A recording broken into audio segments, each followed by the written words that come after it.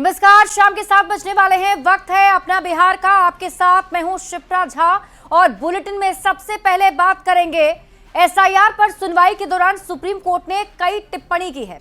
Supreme court ने कहा कि एसआईआर तो वोटर फ्रेंडली है। इसी दौरान कोर्ट ने कहा कि बिहार को कमतर ना आंका जाए। प्रशासनिक सेवा में बिहार के लोगों का दबदबा है। आईएएस और आईएफएस में बिहार का प्रतिनिधित्व सबसे ज्यादा है। बिहार को बदनाम ना करें।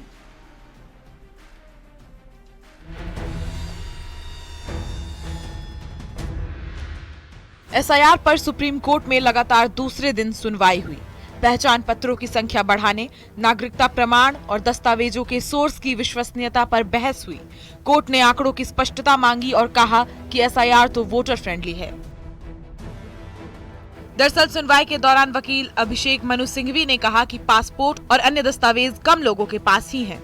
जस्टिस सूर्यकांत ने कहा कि प्रशासनिक सेवा में यानी देश में सबसे ज्यादा आईएएस, आईपीएस, आईआरएस इत्यादि विभागों में बिहार मूल के लोगों का दबदबा है। बिहार को ऐसे बदनाम ना करें। जिस तरह का पुअर ओपिनियन डॉक्टर सिंघवी ने आज पेंट करने की कोशिश की बिहार और बिहार वासियों के लिए, उसी का प्रत्युत्तर जो माननीय न्यायाधीश ने सर्वोच्च न्यायालय में उनको जवाब देते हुए दिया कि बिहार के हर क्षेत्र में जो बिहार के लोग डोमिनेट करते हैं, आईआरएस, आईएएस, आईपीएस, आईएफएस, हर फील्ड में। यही नहीं, वकील अभिषेक मनु सिंघवी ने एसआईआर में मांगे गए 11 दस्तावेजों का जिक्र किया तो कोर्ट ने कहा कि एसआईआर में कुल 11 दस्तावेज मान्य हैं। 11 में से एक दस्तावेज मांगना गलत नहीं। एसआईआर वोटरों के खिलाफ नहीं है। मतदाता हितैषी है बिहार का एसआईआर। जस्टिस बागची ने अभिषेक मनु सिंघवी से कहा कि हमें आपका आधार को बहिष्कार करने का तर्क समझ आ गया है, लेकिन अन्य दस्तावेजों की संख्या का मुद्दा वास्तव में मतदाताओं के अनुकूल है, उनके खिलाफ नहीं। उन दस्तावेजों की संख्या पर गौर करें जिसमें आप नागरिकता साबित कर सकते हैं। न्यूज़ 18 के लिए दिल्ली से शंकर आनंद और पटना से संजय कुमार के साथ ब्यूरो रिपोर्ट। तो एसआईआर पर सुनवाई के दौरान सुप्रीम कोर्ट ने एसआईआर को वोटर फ्रेंडली बताने और बिहार को बदनाम ना करने की नसीहत देने के बाद बिहार का सियासी पारा हाई हो चुका है। राजनीतिक दलों के नेताओं के बीच अब बयानबाजी तेज हो गई है।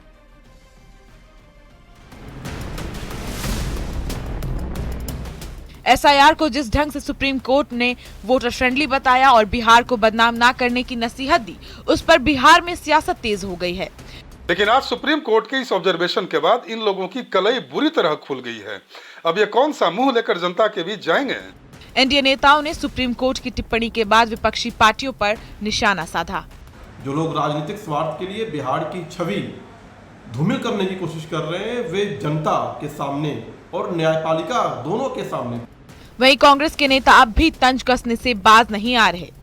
अनजान पता, अनजान नाम, किसी के घर में किसी का नाम, सब कुछ वोटर फ्रेंडली है। यूपी के लोगों का बिहार के वोटर लिस्ट में नाम, सब कुछ वोटर फ्रेंडली है।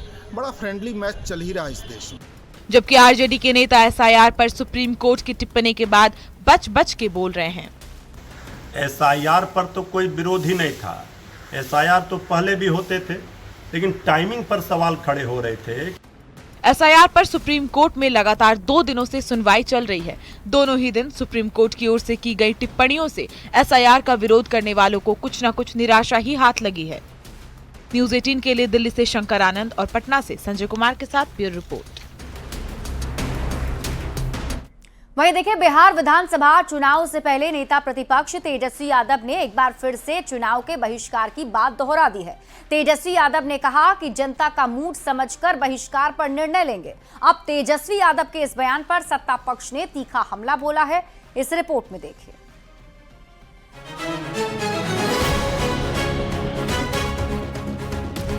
इस पे भी हम लोग विचार कर सकते, ओपन है कि भाई बहिष्कार करें ना करें। ये डरा हुआ एक मैदान से भागने वाला खिलाड़ी है। बिहार में विधानसभा चुनाव को लेकर वोटर लिस्ट रिवीजन पर विवाद गहराता जा रहा है।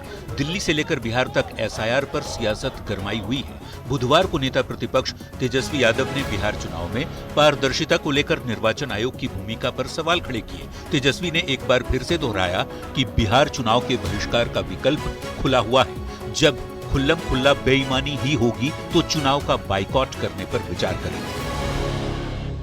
जब इलेक्शन कमीशन को अगर बेईमानी ही करने के मूड में रहेगा, जब सब कुछ तय ही हो जाएगी पहले से, तो इस पे भी हम लोग विचार कर सकते हैं ओपन है कि भाई बहिष्कार करें ना करें। ये तो बात हमने पहले भी बोला है और बार बार हम इस बात को भी कह रहे हैं। राष्ट्रीय जनता दल अगर बिहार विधानसभा चुनाव का बहिष्कार करेगा तो राजनीति को नया मोड़ मिल सकता है। तेजस्वी के इस ऐलान के बाद सत्ताधारी दल जमकर निशाना साध रहे हैं। बिहार के डिप्टी सीएम विजय सिन्हा ने तेजस्वी के बहिष्कार वाले बयान पर पलटवार किया और कहा कि जिन्हें लोकतंत्र पर भरोसा नहीं, वही लोग चुनाव मैदान में भागने की सोच सकते हैं। इसकी मंशा साफ झलक रहा है कि इनका खुद जमानत जब्त होने वाला है। ये डरा हुआ एक मैदान से भागने वाला खिलाड़ी है। खेल के क्षेत्र में भी भागा है, अब चुनाव के क्षेत्र में भी भागने की तैयारी कर रहा है।